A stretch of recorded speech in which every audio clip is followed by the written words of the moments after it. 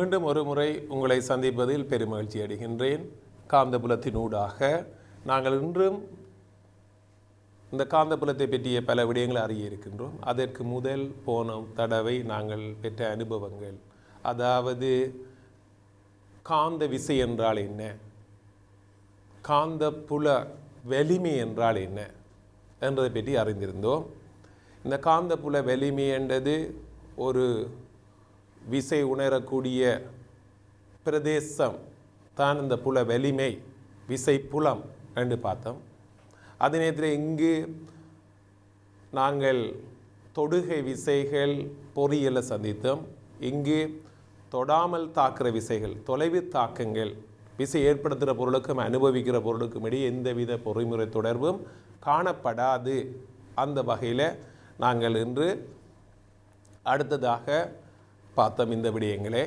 ஆகவே அதை தொடர்ந்து இன்றும் நாங்கள் தொடர்ந்து பார்ப்போம். நாங்கள் போன காந்த புலத்தில் கடத்தி அனுபவிக்கும் விசையை என்றால் என்ன, விசை எவ்வாறு உருவாகுது. இப்போ காந்த புலத்தோட ஒரு தீட்டா கோணத்தோட எல் நீள கடத்தி கொண்டு தாக்குற விசை என்றது மின்னோட்டம் ஐஏக்காவும் எல் நீள கடத்தி ஒன்று காந்த பயர்த்தி பிஏயுடைய புலத்துடன் தீட்டா கோணத்தில் வைக்கப்பட்டுள்ள போது அதில் தாக்கும் விசை எஃப் ஆயின் அந்த எஃப் எங்களுக்கு நேர்வித சமன் பி ஐ எல், அடுத்த கோணத்தின் சைனுக்கு வீத சமனாக இருக்குது. பிக்கு வீத சமன், மின்னோட்டத்துக்கு வீத சமன், கருதப்பட்ட நீளத்துக்கு நேர்வித சமன், அதே நேரத்தில் சைன் டீட்டா புலத்தோடு ஆக்கிற கோணத்தின் சைனுக்கு நேர்வித சமன். அந்த வகையில் பிஐஎல் சைன் டீட்டா.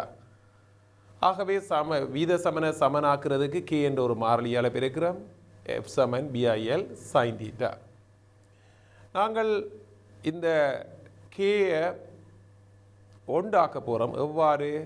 விசை நியூட்டனிலும், பி டெஸ்லாவிலும், ஐ ஆம்பியரிலும், எல் மீட்டரிலும் இருக்கும்போது, அதாவது எல்லாமே செயலையில் இருக்க கே உண்டாக்குறோம்.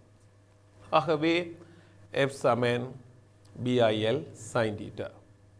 ஆகவே இந்த விசை திசை எவ்வாறு இருக்கும் என்று, அது திசை நாங்கள் பார்க்க தெரியுது உள்நோக்கி இருக்குதுன்னு இங்கே படத்தில் குறிக்கப்பட்டு, எவ்வாறு விசை உள்நோக்கி இருக்குதுன்றதை நாங்கள் பின்னர் அவதானிப்போம். எவ்வாறு நாங்கள், அதாவது புலத்தோட ஒரு கோணத்தோட தாக்கின விசை எவ்வாறு உள்நோக்கி தாக்குது என்றதை பின்னர் நாங்கள் அவதானிக்கக்கூடிய இருக்கும்.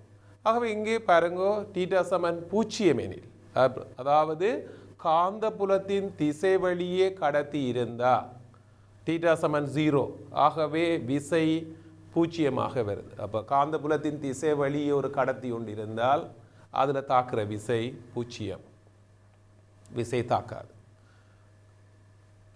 அந்த வகையில் காந்தப்புலத்தின் திசையில் வைக்கப்பட்டுள்ள மின்னோட்டத்தை காவும் கடத்தியில் விசை எதுவும் தாக்காது என்றதை நாங்கள் புரியக்கூடிய. ஆகவே எப்போதும் புலத்தின் திசை வழியே கடத்தி ஒன்றிருந்தால் அந்த கடத்தியில் விசை தாக்காது. தீட்டா சமன் 90, அதாவது காந்த புலத்துக்கு கடத்தி செங்குத்தாக இருக்கு, இப்படி 90. ஆகவே அந்த சந்தர்ப்பத்தில் கடத்தியில் தாக்குற விசை எஃப் பிஐஎல் சைன் 90 உயர் விசையாக இருக்க போகுது. அந்த நேரத்தில் தாக்குற விசை தான் பிஐஎல் உயர் விசையாக இருக்க போகுது. அதே நேரத்தில் அப்போ இதில் திசை எங்கே? அப்போ நாங்கள் எங்கே தெரியும், புலம் இந்த திசையில் மின்னோட்டம் மேலே, என்ன புலம் உள்ளங்கையை நோக்கி இருக்கும், மின்னோட்டம் மேலே விசை உள்நோக்கி இருக்கும் என்று இங்கே இலகுவாக பார்க்கக்கூடியதாக இருக்குது. ஆகவே விசை உள்நோக்கி இருக்கு, அந்த உயர் விசை. ஆகவே இந்த உயர் விசை காந்தப்புலத்தின் திசைக்கு செங்குத்தாக வைக்கப்பட்டுள்ள மின்னோட்டத்தை காவும் கடத்தியில் தாக்கும் விசை உயர்வாக இருக்கும். உயர்வாக என்பதை நாங்கள் தெளிவாக புரிய வேண்டியது. உயர்வாக இருக்கும். நாங்கள் அதை தொடர்ந்து, அதாவது கடத்தியோட இந்த புலத்தோட கடத்தி தீட்டா கோணத்தை ஆக்கினார். இப்போ என்ன மாதிரி விசை தாக்குது? இப்போ நாங்கள் ஏற்கனவே கோவை பெற்று நாங்கள் எஃப் சமன் பிஐஎல் சைன் டீட்டா. இப்போ நாங்கள் இந்த சைன் டீட்டாவை அங்கால எடுத்து பி சைன் டீட்டான்னு எடுக்கிறோம், பிரேக்கெட் பண்ணியிருக்கிறோம். அப்போ இந்த பி சைன் டீட்டாலேருந்து என்ன விளங்குது? பி சைன் டீட்டான்றது என்ன? இதுதான் பி, இது டீட்டா. இப்போ பி சைன் டீட்டான்றது இந்த கடத்திக்கு செங்குத்தான புலத்தின் கூறு.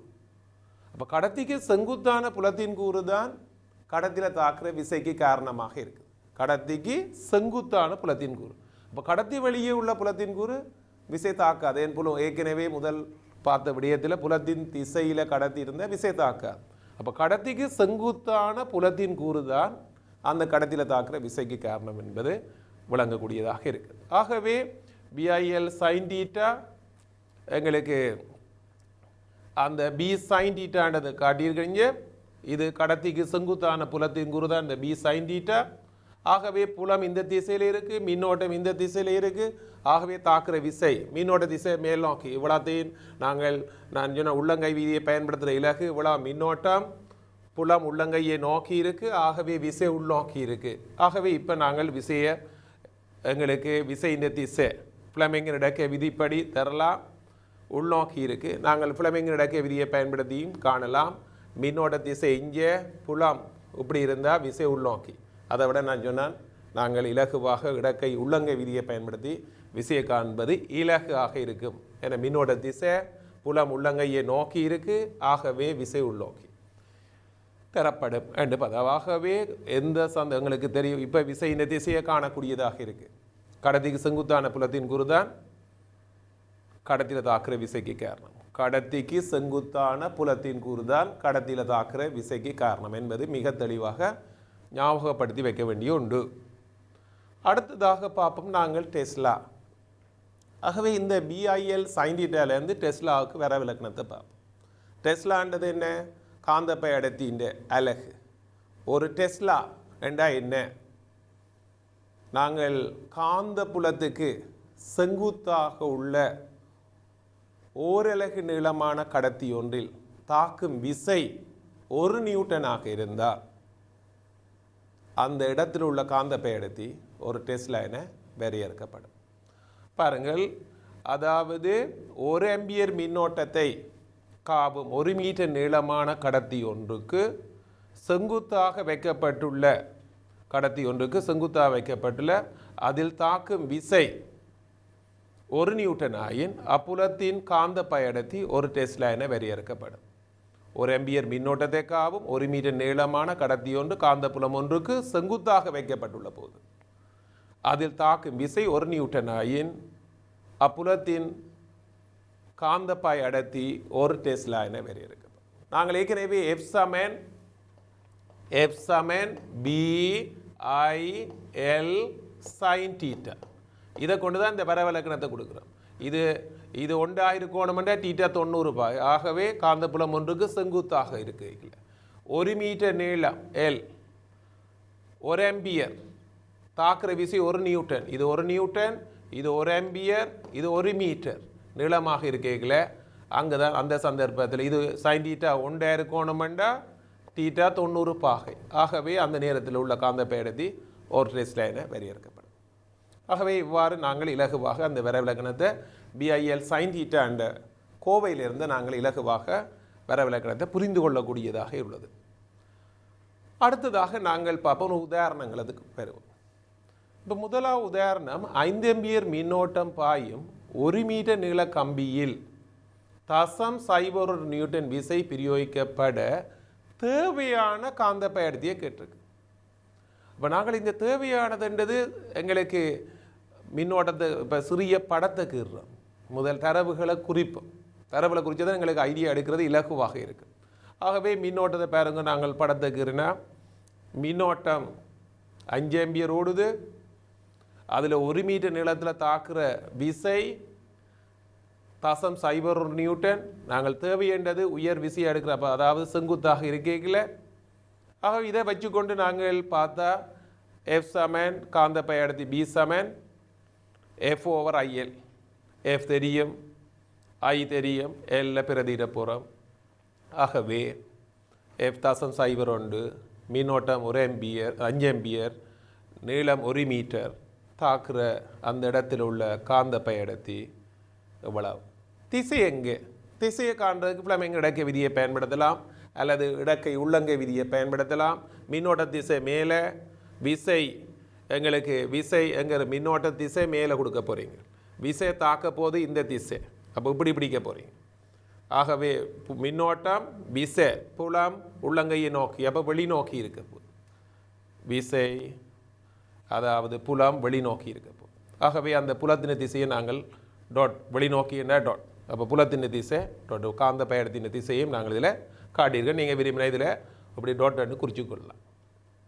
ஆகவே ஒரு சிறிய எங்களுக்கு படங்களை கீறி அதில் உள்ள திசைகள், இது காவி கணியம். ஆகவே திசைகள் எல்லாத்தையும் அழகாக குறித்து கொண்டு போகும்போது நீங்கள் செய்கிற கேள்விகளும் உங்களுக்கு ஒரு தெளிவாக இருக்குது.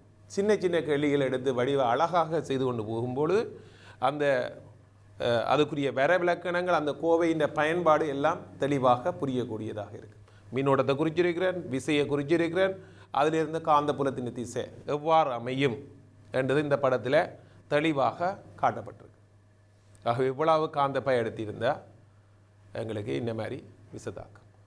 ஓகே, இன்னொரு உதாரணத்தை பார்ப்போம்.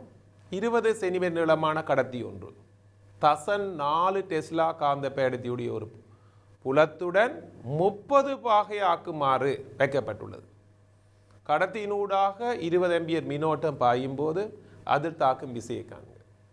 படத்தில் குறிச்சிருக்கணும் பாருங்க. காந்த பயணத்தின் திசை சிறிய படம், புலத்தோட கடத்தின் கோணம் 30 பாகை, 20 சென்டிமீட்டர் நீளத்தில் நீளமான கடத்தி ஒன்று, அதில் தாக்குற விசையை பற்றி தான் கேட்டிருக்கு. ஆகவே எங்களுக்கு கோவை தெரியும், F = BIL sin θ எல்லாம் பயன்படுத்த போகிறோம். பிரதியிட போகிறோம், நேரடியாக B தெரியும், I தெரியும், இனிமேல் பிரதியிடுவோம். ஆகவே எங்களுக்கு BI 20, அதாவது 20 ஆம்பியர், IL 20 சென்டிமீட்டர், மீட்டர் ஆகிற 10/2, sin 30 அதன் அரை. ஆகவே அதை பிரதியிடும் பொழுது எங்களுக்கு பெறுமதி கிடைக்குது 0.8 நியூட்டன். ஆகவே பெருமனை கண்டாச்சு. திசை எவ்வாறமை, திசையை பார்க்கும் பொழுது உங்களுக்கு தெரியும், இப்போ கடத்திக்கு செங்குத்தான புலத்தின் கூறு தான் கடத்தியில் தாக்குற விசைக்கு காரணம். ஆகவே மின்னோட்ட திசை இங்கே, கடத்திக்கு செங்குத்தண்டா புலத்தின் திசை இந்த திசையில் இருக்கணும். ஆகவே விசை உள்நோக்கி இருக்க போகுது. மின்னோட்ட திசை விளாபம், புலம் உள்ளங்கையை நோக்கி இருக்கு. ஆகவே விசை இந்த திசையில் இருக்க போகுது. ஆகவே பாருங்கள், விசை இந்த திசை உள்நோக்கி இருக்குது. ஓகே, ஆகவே இவ்வாறு நாங்கள் இலகுவாக படத்துக்குற மூலம் தெளிவாகவும் நாங்கள் விசை இந்த திசையில் எல்லாத்தையும் அழகாக குறிக்கக்கூடியதாக உள்ளது. சரி, ஆகவே நாங்கள் அதே நேரத்தில் விசையின் திசையும் இதில் காட்டியிருக்கேன், கிராஸ் உள்நோக்கி என்னுடைய படத்தின்படி. ஓகே, ஆகவே இவ்வாறு இன்னொரு உதாரணத்தை நாங்கள் பார்க்கும்போது 50 மைக்ரோ டெஸ்லா காந்த பயணத்தில் உள்ள இடத்தில் 10 ஆம்பியர் மின்னோட்டத்தை காவும் காந்த புலத்துக்கு செங்குத்தாக உள்ள 100 மீட்டர் நீளமான வலு ஊடுகடத்தும் கம்பியில் தாக்கும் விசையை கேட்டு. ஆகவே இப்போ உங்களுக்கு தெரியும், மின்னோட்ட திசை இங்கே, அப்போ மின்னோட்டத்தை பிடிக்கிறீங்க, புலம் உள்ளங்கையை நோக்கி இருக்கணும். ஆகவே இப்படி வரப்போது விசை உள்நோக்கி இருக்குமென்னு தெரியும், விசையின் திசையும் உள்நோக்கி. ஆகவே BIL நேரடியாக ஒன்றுக்கு செங்குத்து இறந்த உயர் விசை தாக்கும் BIL. அந்த வகையில் BIL பிரதியிட B தெரியும் 50 micro, 50 10/6, I 10 ampere, L 100 metre. ஆகவே தாக்குற விசை 5×10^2 நியூட்டன்.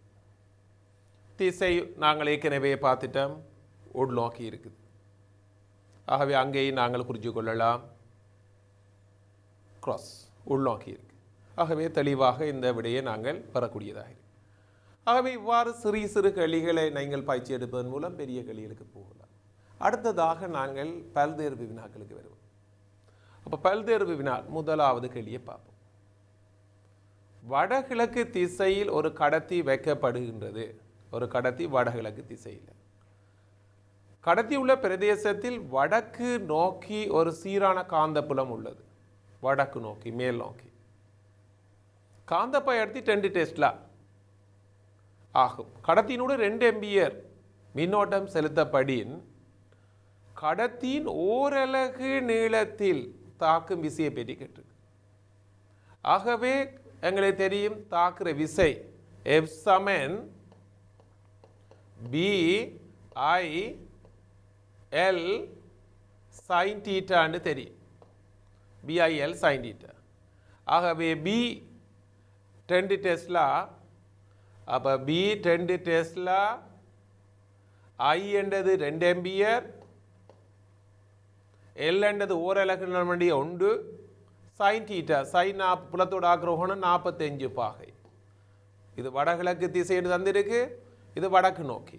ஆகவே sin 45 1/2.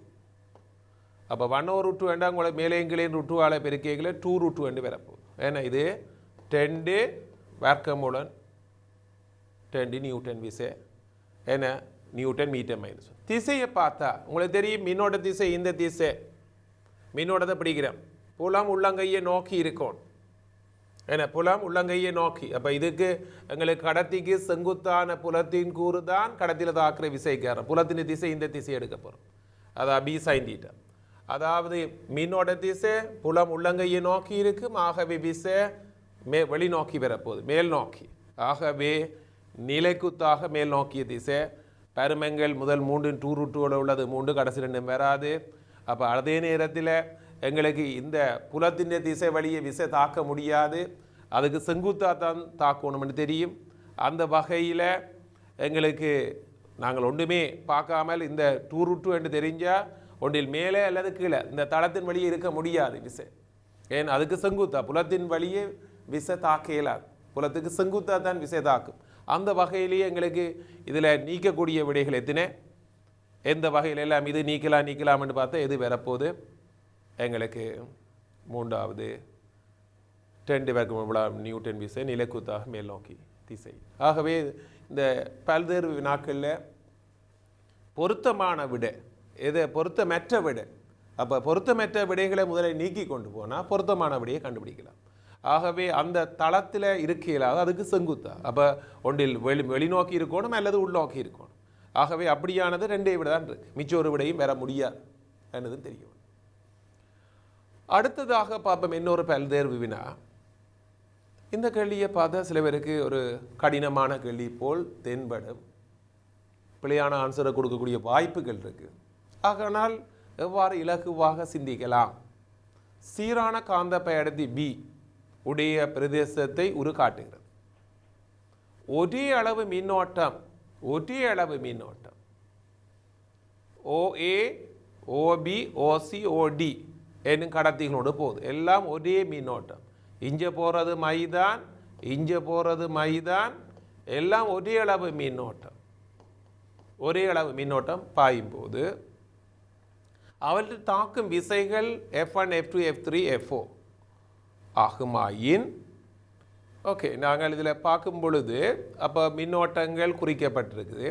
எங்களுக்கு உடனடியாக தெரியும் ODயில் தாக்குற விசை 0 என்று. ஏன், புலத்தின் திசை வழியே கடத்தி இருந்தால் தாக்குற விசை 0.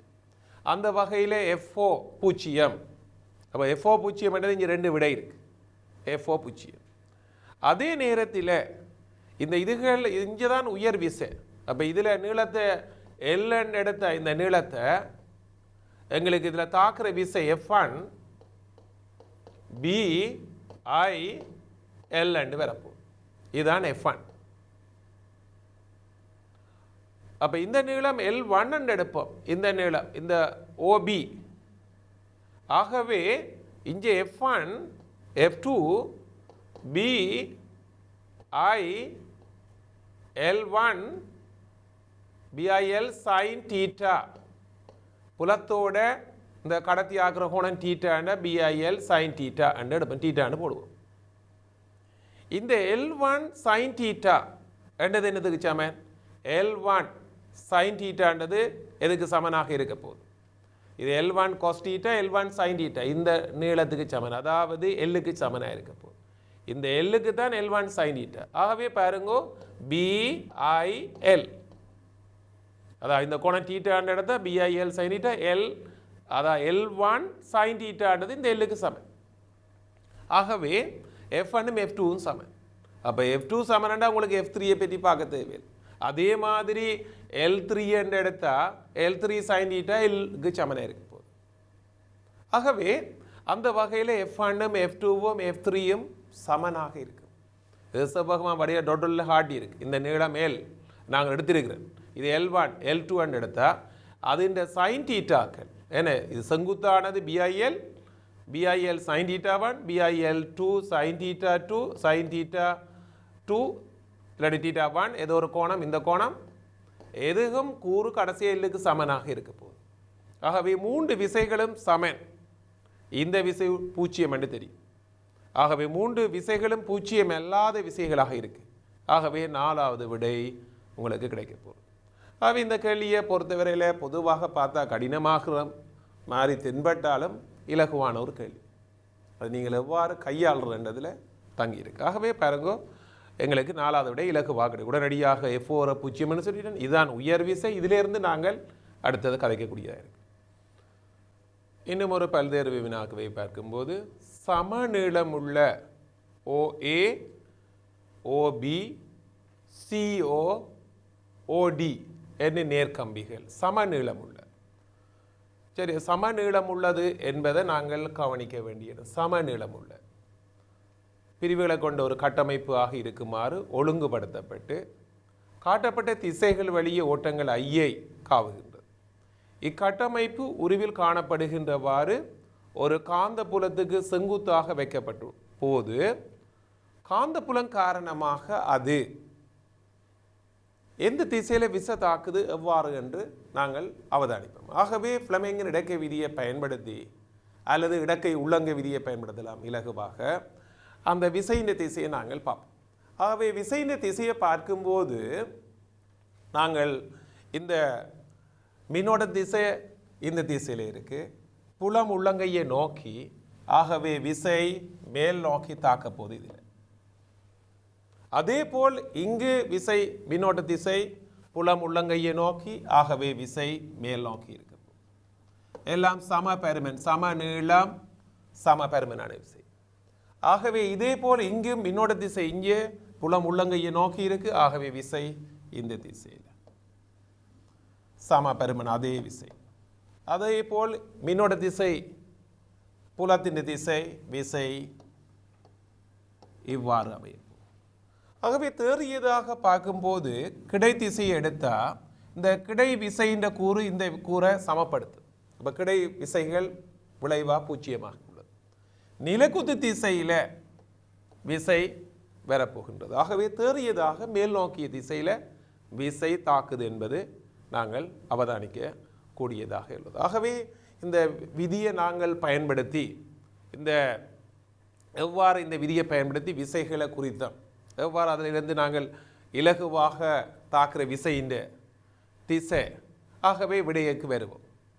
இப்போ தாளின் தளத்தின் வழியே மேல் முக திசையில் ஒரு விளையில் விசையை அனுபவிக்கும், விளையில் விசையை அனுபவிக்கும். ஆகவே நாங்கள் ஏற்கனவே பார்த்து நாங்கள் இங்கே இதில் இப்படி இருக்குது, இப்படி இருக்குது. ஆகவே தேறியதாக மேல் நோக்கித்தானே. ஆகவே முதலாவது விடையே சரியான விடையாக அமைகின்றது. ஆகவே இவ்வாறு பாருங்க, முதலாவது விடையே சரியாக அமைகிறது. ஆகவே இந்த மாதிரி நாங்கள் கேள்விகளை இலகுவாக இந்த பகுதியில் நாங்கள் கேள்விகளை வரைவிலக்கணத்தை தெளிவாக விளங்கி கொண்டு நாங்கள் இந்த கேள்விகளை இலகுவாக புரிந்து கொள்ளக்கூடியதாக உள்ளது. அடுத்ததாக நாங்கள்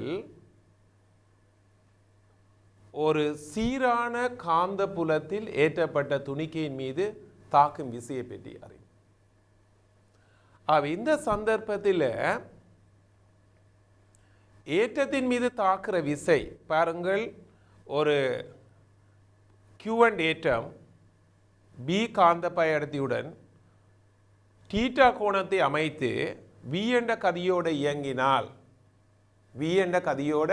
இயங்கினால் எங்களுக்கு தாக்குற விசை காந்த பெயர்த்தி B உள்ள பிரதேசத்தில் V கதியுடன் அசையும் Q ஏற்றப்பட்ட துணிக்கையில் தாக்கும் விசை F ஆனது தரப்படும். ஞாபகப்படுத்த வேண்டியது BQV sin θவால் தரப்படும். BQV sin θவால் தரப்படும். அப்போ தாக்குற விசையின் திசை நாங்கள் ஃப்ளெமிங்கின் இடக்கை விதியால் காண முடியும். எவ்வாறு என்றதை நாங்கள் பின்னர் அவதானிப்போம். அப்போ இப்போ நான் விசையை உள்நோக்கி இருக்குதுன்னு இதில் காட்டியிருக்கிறேன். இந்த நேரேற்றத்தின் நகர்வு திசை ஒரு நேரேற்றமாக இருந்தால் அதன் நகர்வு திசையை மின்னோட்டமாக கொண்டு இந்த விசையின் திசையை நாங்கள் ஃப்ளெமிங் இடக்க விதியை பயன்படுத்தி பெற முடியும். எவ்வாறு என்றதை பற்றி நாங்கள் பின்னர் அவதானிப்போம். ஆகவே இது தரப்படும் BQV sin θவால் தரப்படும் என்பது தெளிவாக தெரிய வேண்டியது. ஆகவே அந்த வகையில் நாங்கள் ஒவ்வொரு விதமாக யோசிப்போம். இந்த ஏற்றம் புலத்தின் வழியே அசைஞ்சால், புலத்துக்கு செங்குத்தாக அசைந்தால், கோணத்தோடு அசைந்தால் 3 விதமாக சிந்திப்போம். அப்போ புலத்தின் வழியே அசைஞ்சால் இங்கே எங்களுக்கு தெரியுது sin 0, ஆகவே விசை தாக்காது. ஒரு காந்த புலத்தின் திசை வழியே ஒரு ஏற்றம் அசைந்தால் அதில் விசை தாக்காது. சரியா? தீட்டா என்பது இங்கே புலத்தின் ஆக்கும், அதாவது தீட்டா என்பது புலத்துடன் துணிக்கையின் இயக்க திசை ஆக்கும் கோணம் என்று சொல்லியிருக்கிறேன். ஆகவே அந்த தீட்டா பூஜ்ஜியமாக இருந்தால் தாக்குற விசை புலத்தின் வழியே ஏற்றம் அசைந்தால் இயங்கினால் அதில் தாக்குற விசை பூஜ்ஜியமாக sin 0, ஆகவே தாக்குற விசை பூஜ்ஜியமாக. அப்போ கடத்தியும் புலத்தின் வழி இருந்த விசை பூஜ்ஜியம், ஏற்றம் கொண்டு புலத்தின் வழியை அசைஞ்சால் விசை பூஜ்ஜியம், விசை தாக்காது. காந்த புலத்தின் திசையில் துணிக்கை இயங்கின் அதில் விசை எதுவும் தாக்காது. அதில் அது அப்படியே மாறா கதியோடு தொடர்ந்து அசைஞ்சு கொண்டு செல்லும். அடுத்ததாக θ90 காந்த புலத்துக்கு செங்குத்தாக இயங்குது, செங்குத்தாக இயங்குது. அப்போ இந்த நேரத்தில் தாக்குற விசை தான் உயர் விசை BQV sin 90. ஆகவே sin 91, ஆகவே தாக்குற விசை உயர் விசையாக இருக்க போது BQV sin 90. ஆகவே அந்த வகையில் இதான் மின்னோட்ட திசையாக இருந்தால் நேரேற்றத்தின் நகர்வு திசை மின்னோட்டம், புலம் இந்த திசை. ஆகவே மின்னோட்டம் மேலே புலம் உள்ளங்கையை நோக்கி விசை உள்நோக்கி இருக்க போகுது. அந்த உயர் விசை உள்நோக்கி இருக்க போகுது. தாக்குற விசை நாங்கள் எனவே காந்தப்புலத்து செங்குத்தான திசையில் துணிக்கை இயங்கி அதில் தாக்கும் விசை உயர்வாக இருக்கும் என்பது தெளிவாகின்றது. இதேபோல் காந்தப்புலத்துக்கு செங்குத்தாக கடத்தி இருந்தாலும் அதில் தாக்குற விசை உயர்வு என்பதை நாங்கள் அறிந்தோம். அடுத்ததாக 90 பாகைக்கும் 0 பாகைக்கும் இடையில், அதாவது ஒரு புலத்தோட தீட்டா, இதான் ஆரம்பத்தில் நாங்கள் அவதானித்தது. இங்கும் அங்கே நாங்கள் பார்த்த விடயத்துக்கும் எங்கே கடத்தியில் தாக்குற விசையை பற்றி பார்த்தோம். கடத்திக்கு செங்குத்தான புலத்தின் கூறு தான் கடத்தியில் தாக்குற விசைக்கு காரணம். இங்கும் ஏற்றத்தின் நகர்வு திசைக்கு செங்குத்தான புலத்தின் கூறு தான் அந்த ஏற்றத்தில் தாக்குற விசைக்கு காரணமாக அமையும். அந்த வகையில் இதுக்கு செங்குத்தான புலத்தின் கூறுனா இங்கே வரப்போது இந்த திசையில். ஆகவே தாக்குற விசை BQV sin θ, நான் sin θ அங்கே கொண்டு போய் அதே மாதிரி நாங்கள் எழுதும் பொழுது B sin θ × QV. B sin θன்றது இயக்க திசைக்கு செங்குத்தான புலத்தின் கூறு, இயக்க திசைக்கு செங்குத்தான புலத்தின் கூறு. எனவே துணிக்கையின் இயக்க திசைக்கு செங்குத்தான உள்ள புலத்தின் கூறே அதன் மீதான விசைக்கு காரணமாக அமையும். அப்போ புலத்தின் கூறு இப்போ இந்த திசை என்று எங்களுக்கு தெரியும். ஆகவே விசை எங்களுக்கு இப்போ மின்னோட்டம் என்ன, புலத்தின் திசை உள்நோக்கி இப்படி இருக்குது, மின்னோட்ட திசை மேலே, ஆகவே விசை உள்நோக்கி இருக்குது. ஆகவே விசையை கண்டுபிடிக்கலாம். புலத்தின் திசை இங்கே இந்த B sin θ. அப்போ B sin θ இந்த திசை இதான் புலத்து, இதான் அந்த ஏற்றத்தில் தாக்குற விசைக்கு காரணமான புலத்தின் கூறு. மின்னோட்ட திசை தான் இந்த இயக்க திசை கொண்டு நாங்கள் திசையை காணக்கூடியதாக இருக்கு. அடுத்தது பாவம் துணிக்கை மறையேற்றமாயின், மறையேற்றம் என்றால் அப்போ துணிக்கை நகர்வு திசைக்கு எதிரான திசை மின்னோட்டத்தின் திசையாக கொள்ளப்படும். ஆகவே மின்னோட்டம் இது -Q ஏற்றம் இந்த திசையில் நகர்ந்தால் இதுக்கு எதிரான திசை தான் மின்னோட்டமாக இருக்கு. இப்போ மின்னோட்ட திசை இங்கே, புலம் அந்த இயக்க திசைக்கு செங்குத்தான புலத்தின் கூறு. ஆகவே இதில் தாக்குற விசையின் திசை இதையும் நாங்கள் அதே போல் பார்க்கும் பொழுது எங்களுக்கு மின்னோட்ட திசை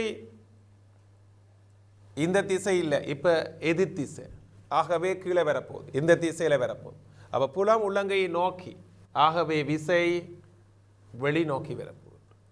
ஏன்னா மின்னோட்ட திசை கீழ் நோக்கி, புலம் உள்ளங்கையை நோக்கி கடத்தி அந்த இயக்க திசைக்கு செங்குத்தான புலத்தின் கூறு. ஆகவே விசை வெளிநோக்கி வரப்போகின்றது. ஆகவே இந்த வகையில் நாங்கள் எடுக்கும் பொழுது விசை வெளிநோக்கி வருது, விசையின் திசை வெளிநோக்கி இருக்கு. ஓகே, எஃப் என்றது வெளிநோக்கி இருக்கிறதை அவதானிக்கக்கூடியதாக இருக்கு. ஆகவே இவ்வாறு இலகுவாக மின்னோட்ட திசை இயக்க திசைக்கு எதிராக இருக்கு. ஆகவே மின்னோட்ட திசை இங்கே, புலத்தின் கூறு இங்கே, ஆகவே விசை வெளிநோக்கி தாக்கும். அப்போ இந்த பிக்யூவி சைன் தீட்டா சமன்பாட்டிலேருந்து என்ன விளங்கக்கூடியதாக இருக்கின்றது? எங்களுக்கு ஒன்று கதி பூச்சியமாக இருந்தால் விசை பூச்சியம். அப்போ நிலையாக உள்ள ஏற்றங்களில் காந்தபுலத்தால் விசையை தாக்க முடியாது என்பது மிக தெளிவாக தெரிகிறது. அதே நேரத்தில் இந்த சைன் தீட்டா எங்களுக்கு இவ்வளவும் சைன் தீட்டா ஜீரோவாக இருக்கணும்னா தீட்டா ஜீரோ. ஆகவே தீட்டா ஜீரோவாக இருக்கும் பொழுதும்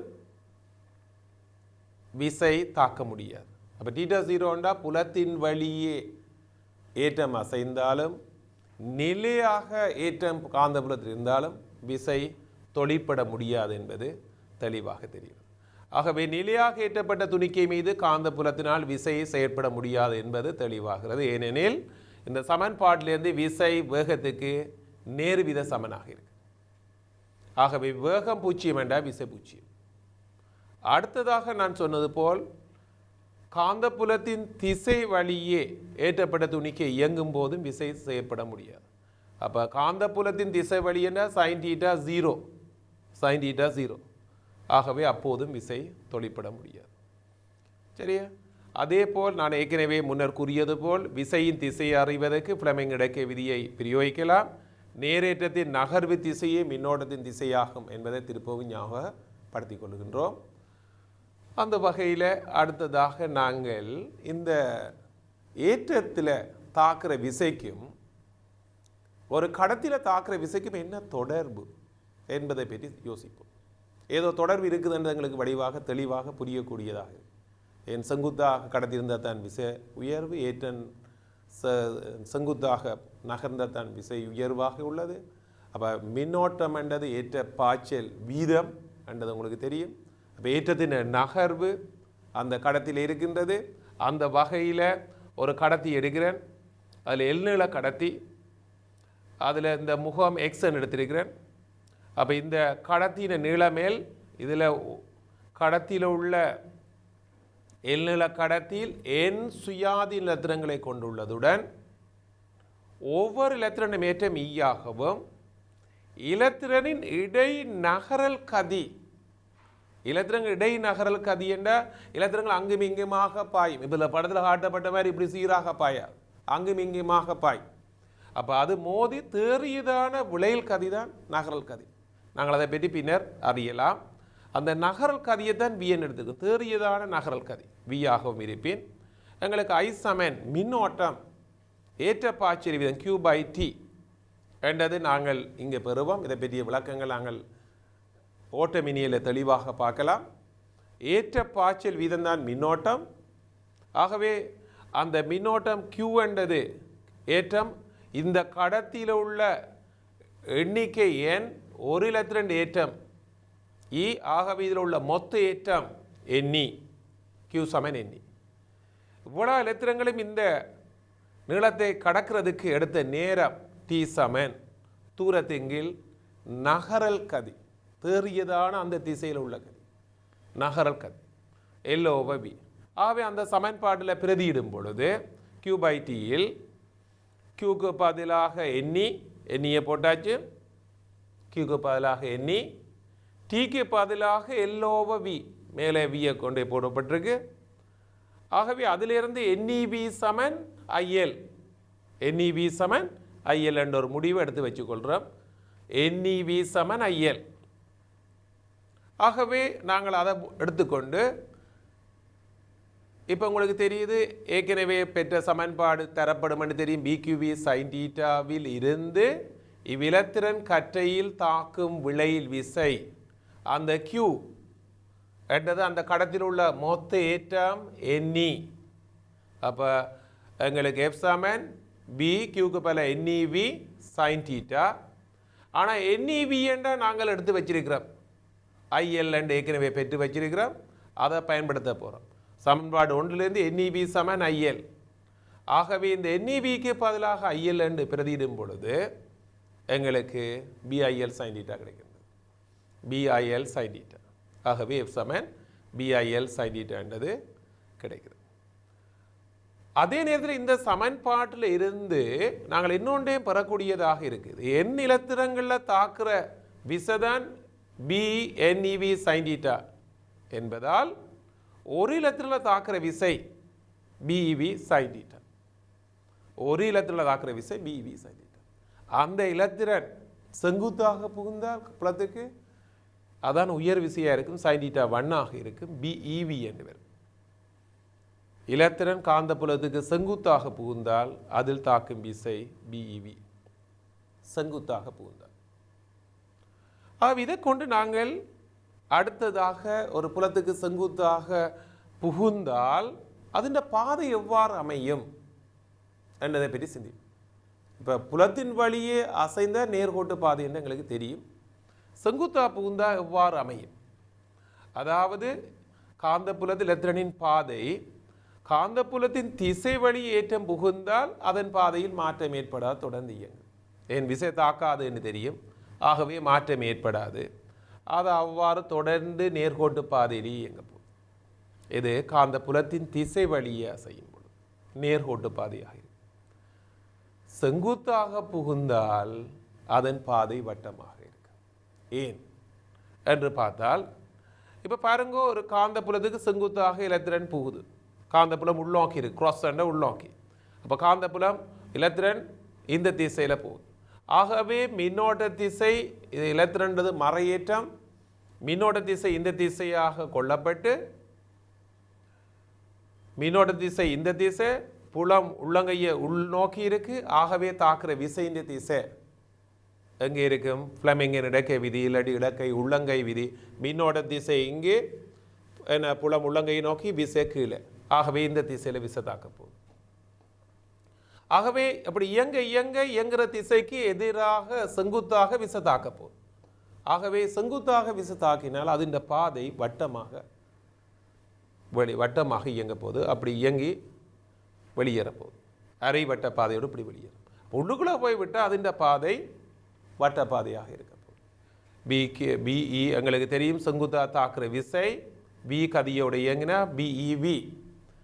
அந்த BEV தான் வட்டப்பாதையின் ஏரை 6ஆக இருந்தால் மையத்தை நோக்கி விசை தாக்குது. மைய நாட்டு 6 முடுகள் இருக்கும். அந்த 6 முடுகள் V²/6 தெரியும். ஆகவே மையத்தை நோக்கி F சமன் MA பிரயோகிக்க எங்களுக்கு BEV சமன் M × V²/6.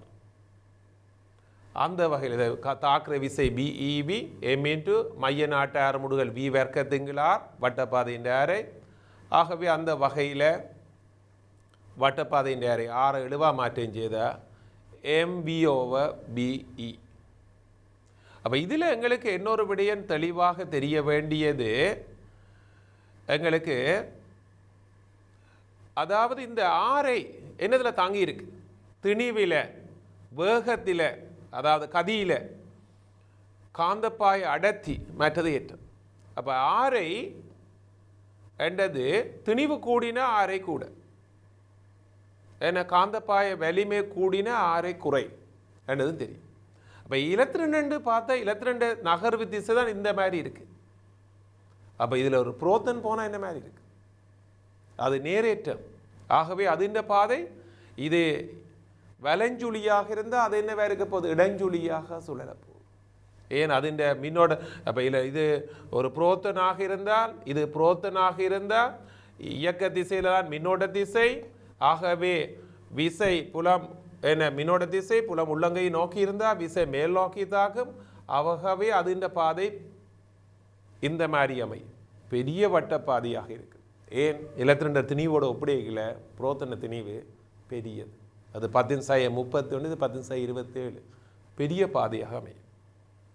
ஆகவே இந்த இதுக்கு எதிர்த்திசையில், இது இலத்திரண்ட பாதைக்கு எதிர்த்திசையில் புரோத்தன் அசையும் என்றது நேரேற்றம், அதுக்கு எதிர்த்திசை என்றது எங்களுக்கு தெரியும். அது இந்த பாதை பெரிதாக இருக்குமே, திணிவு கூட ஒரே மிச்சம் எல்லாம் மாறாமல் இருந்தால் ஆரை இப்போ 10^31 இது 10^27 என்றால் அதில் எத்தனை மடங்கு பெரிய ஆரை என்றது நீங்கள் சிந்திச்சு பார்க்கலாம்.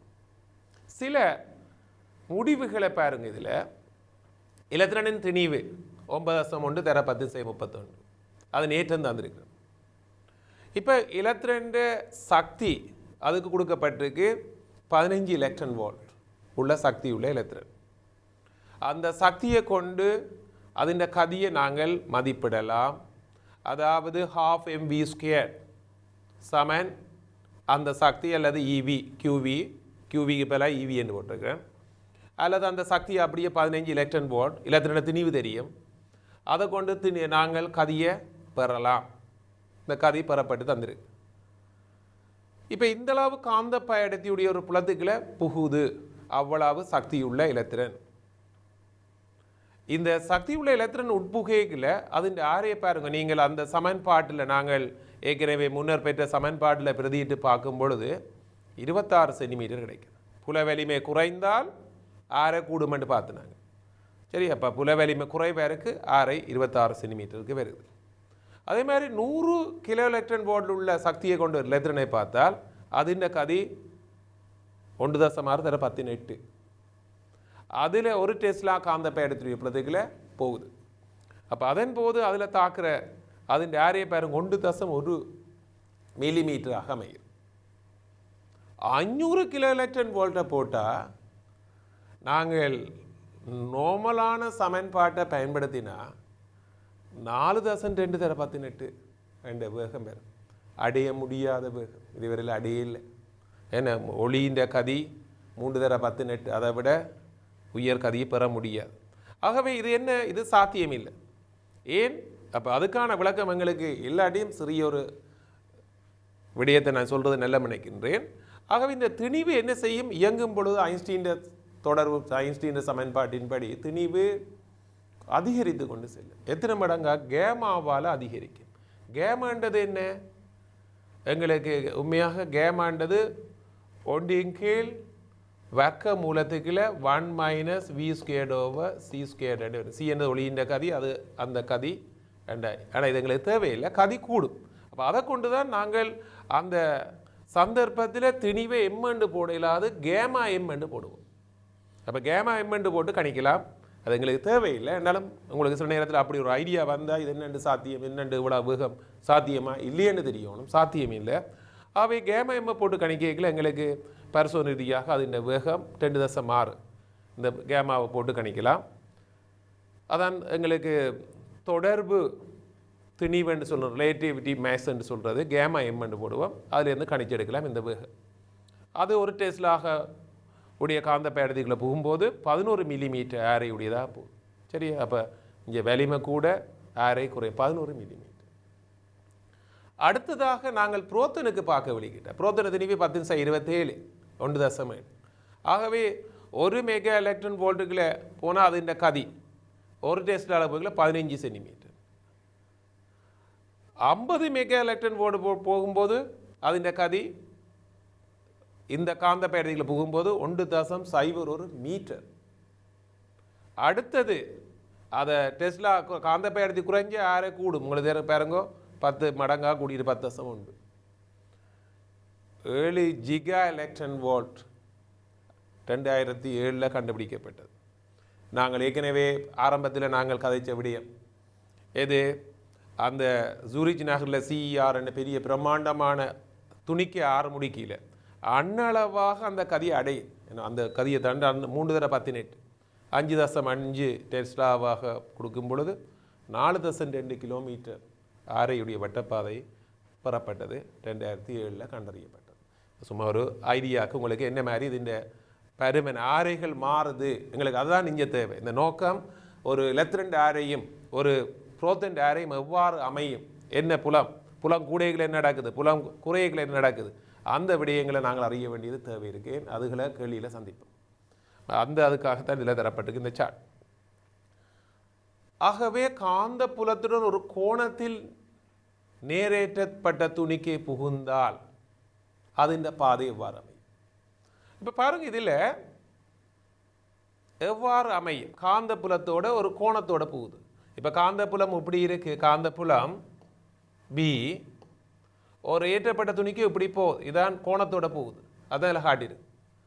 அப்போ ஏற்றத்தோட போகிறேக்கில் உங்களுக்கு தெரியும் இந்த வேகம் வி என்றா இந்த திசை வழியே உள்ள கூறு வி காஸ் தீட்டா,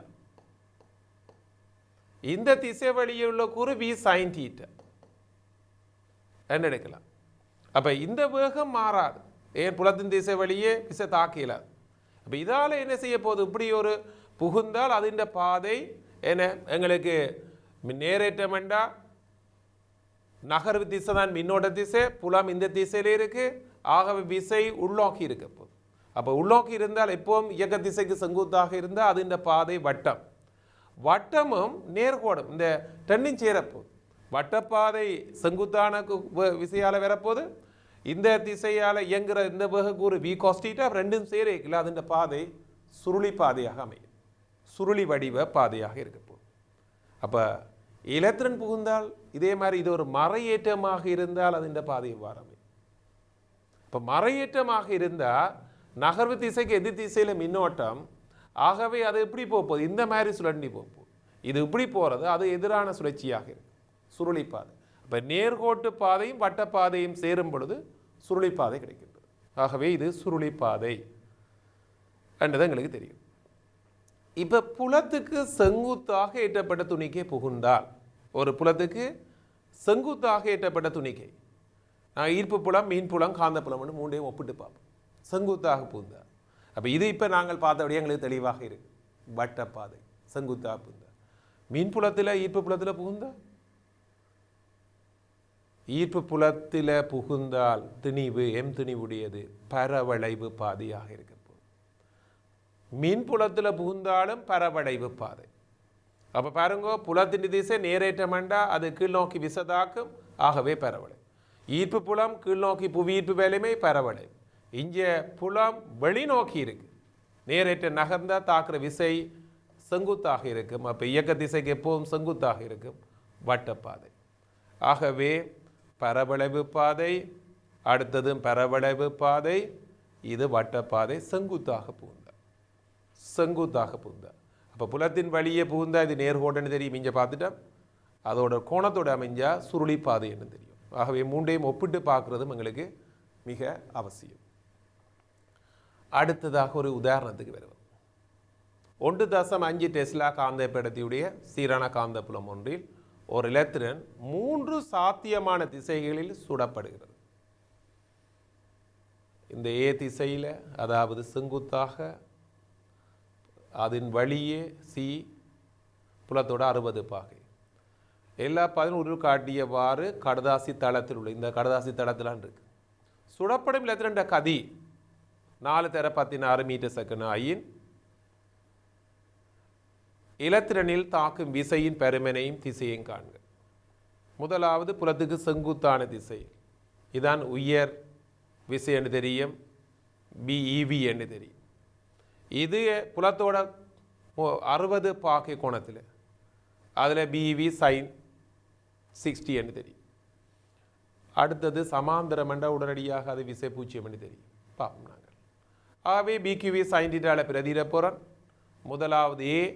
அப்போ தாக்குற விசையின் திசை எந்த திசையில் அமை, இலத்திரன், இலத்திரன் நகர்வு திசைக்கு எதிர் திசை தான் மின்னோட்டம் என்று தெரிஞ்சால் எங்களுக்கு பி ஐ என்ன பிக்யூ, பி கியூ என்ற இலத்திரன் ஏற்றம் 1.6 வி கதி தந்திருக்கு சைன் 90, அதான் உயர் விசை.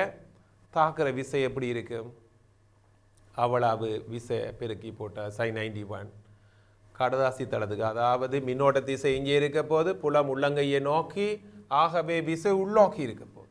நான் அதிலேயே குறிச்சிருக்கிறேன், விசை உள்நோக்கி இருக்க போது, தளத்துக்கு செங்குத்தாக உள்நோக்கி விசை. அது மாதிரி இங்கே தாக்குற விசைண்டா எங்களுக்கு தெரியும், இங்கே சைன் 90க்கு பதிலாக சைன் 60, இந்த கோணம் 60 பாகைன்னு தெரியும். ஆகவே அந்த புலத்துக்கு செங்குத்தான கூறுதான் விசைக்கு காரணம், கடத்தி அந்த இயக்க திசைக்கு செங்குத்தான புலத்தின் கூறு. அந்த வகையில் தாக்குற விசை ஏன்னா போர் சைன் 60 அந்த பெறுமதி அப்படியே எங்களுக்கு பிரதிடுறோம், செங்குத்தாக உள்நோக்கி இருக்கேன். இதுதான் புலத்தின் திசை, இந்த திசை இயக்க திசை என்றா விசை உள்நோக்கி இருக்கு. அடுத்தது நான் ஏற்கனவே சொன்னது போல் பூஜ்ஜியமாக இருக்க போகுது. சைன் 0 ஆகவே 0. ஆகவே இந்த வினாவை வைத்துக்கொண்டு நாங்கள் தரவுகளை வடிவாக குறித்து விசைகளை எடுத்துட்டா இலகுவாக பிரதியிட்டு நாங்கள் விடைகளை பெற்றுக்கொள்ளலாம். அடுத்ததாக ஒரு பல்தேர்வு வினாக்கு வருவோம். 3 சீரான புலங்கள் தனித்தனியாக இயங்கும் 3 ஏற்றங்கள் பாதை ABC ஆகிய உருக்களில் பாதைகளை உண்டாக்குவதற்கு தேவையான நிலை மின் புலத்தை காந்த புலத்தை சரியாக காட்டுகிறது. அப்போ இப்படி சுருளி பாதையாக இருந்தால் அது நாங்கள் இப்போ தான் பார்த்து நாங்கள் கட்டாயம் காந்த புலம். அந்த வகையில் இந்த 2 விடைகளும் சாத்தியமில்லை. இதுகும் சாத்தியமில்லை. அதே நேரத்தில் இந்த போய் திரும்பி போகிறதுண்டா அது எங்களுக்கு காந்த புலத்தில் சாத்தியமில்லை. திரும்பி போவதுண்டா காந்த புலம் சாத்தியம் இருக்காது. ஆகவே அந்த வகையில் இந்த காந்த புலம் சாத்தியமில்லை, காந்த புலம் சாத்தியமில்லை என்று தெரியும். ஆகவே அந்த வகையிலேயே எங்களுக்கு விடை கிடைக்கும். எங்களுக்கு இந்த மாதிரி போனால் இப்போ பார்த்து நாங்கள் இது ஒரு பரவளைவு பாதை, ஒன்றில் மின்புலம் அல்லது ஈர்ப்பு புலம் என்று பார்த்து நாங்கள். ஆகவே மீன்புலம் தான் இது சாத்தியம். ஆகவே இது மீன்புலம். அப்போ மீன்புலத்தில் ஒத்தையிட்டோம்னா திரும்பி போகும். ஆகவே அதுக்கு மீன்புலம். அப்போ இது 2 மீன்புலமாக இருக்க போது, இந்த இதுகம் மீன்புலமாக இருக்க போது அது காந்தப்புலம். சுருளி பாதை என்றால் காந்தப்புலத்துக்கு தான் சாத்தியம். ஆகவே இந்த விடையும் இலகுவாக. அப்போ ஒரு நேர்கோட்டில் போகலாம், திரும்பி போகலாம், மாறா கதியோட போகலாம். அப்போ திரும்பி போகிற அங்கே கட்டாயம் காந்தப்புலம் இருக்க முடியாது. ஆகவே எங்களுக்கு விடை கிடைக்கின்றது என்ன? காந்தப்புலம், மீன்புலம், மீன்புலம். ஆகவே இந்த வகையில் நாங்கள் அடுத்ததாக பார்க்குறதுக்கு முதல் ஹோலின் விளைவு என்றது அடுத்ததாக பார்க்குறதுக்கு முதல் இதுவரையில் பார்த்த விடயங்கள் நாங்கள் ஒரு கடத்தியில் தாக்குற விசையும், அடுத்ததாக நாங்கள் பார்த்தோம் ஏற்றத்தின் மீது தாக்கும் விசை, ஏற்றத்தின் நகர்வு திசை எந்த திசையை பொறுத்து அதில் விசை தாக்குது. அது புலத்தின் வழியே ஏற்றம் அசைந்தால் தாக்குற விசை 0 என்றும், புலத்துக்கு செங்குத்தாக இருந்தால் தாக்குற விசை உயர்வாக இருக்கும் என்றும், கோணத்தோடு போனால் அதன் இயக்க திசைக்கு செங்குத்தான திசையில் விசை தாக்கும் என்பதை பார்த்தோம்.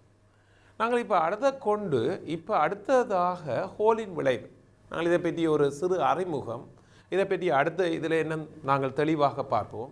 இப்போ சிறு அறிமுகத்தை கொடுத்து நாங்கள் அடுத்த இதில் தெளிவாக பார்க்குறதுக்கு முதல் இப்போ பாருங்க, ஒரு கடத்தி ஒன்று எடுக்கிறோம். முதல் கடத்தி, இங்கே குறை கடத்தி, முதல் கடத்தியை பற்றி கேட்போம். இந்த கடத்தியில் மின் ஓடுது இந்த திசையில். அதாவது நாங்கள் இதில் ஒரு பேட்டரி ஒன்றை இணைச்சு ஒரு மின் முதலுக்கு நாங்கள் மின் ஓடுது இந்த மாதிரி, இந்த திசையில் மின் ஓடுது. இப்படி மின்னோட்ட திசை இருக்குது. இப்போ இந்த மின்னோட்ட திசைக்கு செங்குத்தாக காந்தப்புலம் இருக்குது. காந்தப்புலத்துக்கு செங்குத்தாக இந்த கடத்தியை வச்சிருக்கிறோம். அப்படியே கடத்தியை வச்சால் நாங்கள் அதுக்கு செங்குத்தாக ஒரு வோல்ட் மானியை இணைச்சா, இதுக்குள்ளே ஒரு வோல்ட் மானியை இணைக்கும் பொழுது என்ன நடைபெறும் என்று தான் இங்கே பார்க்க போகிறோம். ஆகவே இந்த மின்னோட்ட திசை புலம் செங்குத்தாக இருக்கு. இப்போ மின்னோட்டத்துக்கும் இந்த புலத்துக்கும் செங்குத்தான திசையிலே ஒரு மின்புலம் உருவாகுது என்ற விடயத்தை பற்றி நாங்கள் அடுத்த முறை தெளிவாக இதை பற்றிய விளக்கம். இது ஒரு இன்ட்ரெஸ்டான பகுதி. இதில் பயன்பாடுகள் என்ன, இது என்ன மாதிரி இதில் காந்த விசை எவ்வாறு தாக்குகிறது, மின் விசை எவ்வாறு தாக்குறது, அது என்ன நடக்க போகுது, கடைசியாக எவ்வாறு அழுத்தம் கிடைக்க போகின்றது என்றெல்லாம் நாங்கள் அடுத்த பகுதியில் நாங்கள் விளக்கமாக பார்ப்போம். இப்போ நாங்கள் இப்போ ஒரு அறிமுகம், நான் இதில் மின்னோட்டத்தை கொடுக்குறேன், அழுத்த வோல்ட் மானி இணைச்சால் எவ்வாறு அமையும் என்றதை நீங்கள் அடுத்த முறை படிக்கும் பொழுது நாங்கள் இதை பார்க்கும் பொழுது நீங்களே முன் ஆயத்தத்தோடு வரும் பொழுது இன்னும் தெளிவாக விளங்குவதற்கான வாய்ப்புகள் அமையும் என்பதை நாங்கள் இதுவரை படித்த விடயங்களையும் தெளிவாக தொடர்ந்து சேனல் என்னை யூடியூப்பினூடாக நீங்கள் தொடர்ந்து அவதானிப்பதன் மூலம் சிறந்த பெறுபேறுகளை பெறலாம் என நான் எண்ணுகின்றேன். அன்பார்ந்த மாணவர்களே, வணக்கம்.